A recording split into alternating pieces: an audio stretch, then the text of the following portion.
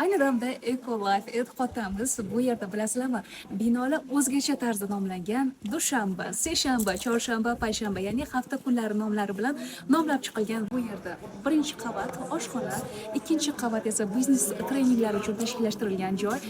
Uchinchi qavatda esa siz xohlasangiz kofe break qilishingiz mumkin yoki bo'lmasa bu yerda ham biznes treninglarni tashkil etish imkoniyatingiz bor. Toza, ozoda, sanitariya qoidalariga amal qiladigan oshxona ham aynan mana shu yerda joylashgan va oshxonaning ikkinchi qavatiga chiqamiz. Men hozir qizg'in jarayonga ro'baro keldim, ya'ni biznes trening olib borilyapti. Bu kabi xizmatlardan siz ham foydalanishingiz mumkin. Biznes treninglar olib borishingiz mumkin yoki bo'lmasa o'zingizning startaplaringizni aynan mana shu yerda olib borish imkoniyati bor. Siz ham bu jarayonlarda ishtirok etishni xohlasangiz, Ecolife e'tiqodga murojaat qilishingiz mumkin. Dam olasiz, networking amalga oshadi va shu bilan birgalikda toza havodan bahramand bo'lasiz.